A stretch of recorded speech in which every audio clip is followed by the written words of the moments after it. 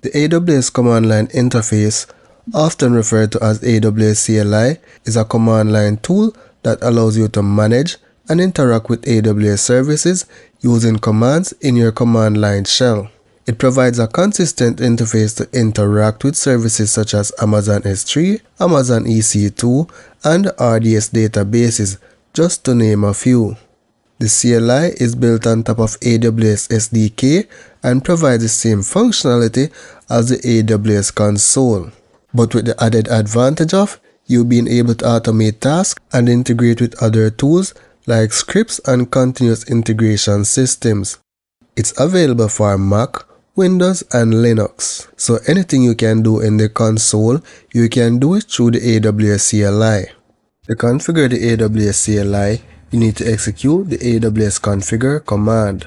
When you execute the command, it will ask you for the access ID, the secret access key, the AWS region, and the output format. You could also use the AWS configure import and specify the CSV file with the credentials to be imported.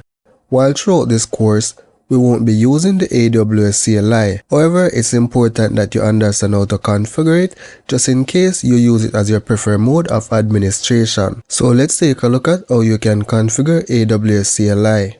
In order to download the AWS CLI tool, you can go to the AWS documentation and search for AWS CLI. I'll leave a link to this page in the resource section of this lecture. So once you're on this page, scroll down to the section that says AWS CLI install and update instructions, and then select the option for your operating system. I'm on Windows, so I'm going to select that option. So you can download and run the AWS CLI installer. I'm going to execute this command from the command line to install the AWS CLI. So once you open your command prompt, paste the command and execute. Select next to continue, accept the terms and license agreement, then select next. Extend this little drop down icon. When you select this option, the entire features will be installed on the local hard drive. Then select next. Select install to continue.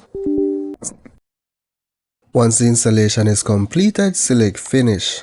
Relaunch the command prompt to load the AWS CLI modules. So to test if everything is working, type AWS -- version to check the version of AWS CLI. So the version is 2.915. Before you can do anything with the AWS CLI, you need to configure the AWS CLI to interact with your account. So to configure the AWS CLI, we need to type AWS configure. So in order to get the access key ID, we need to now log into the AWS console and get it from the user profile. Once you're logged into the AWS console, you can search for users, select users. So here I have a user which was already created, right? So I'm going to select the user account, and on the security credentials tab, scroll down, and here you can see I have several access keys. However, I'm going to revoke one of this to generate a new one because I can only have 2 active at any given point in time.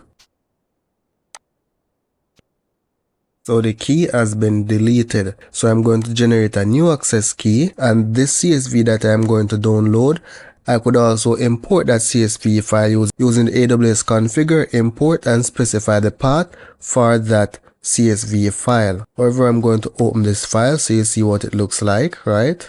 Let's minimize that.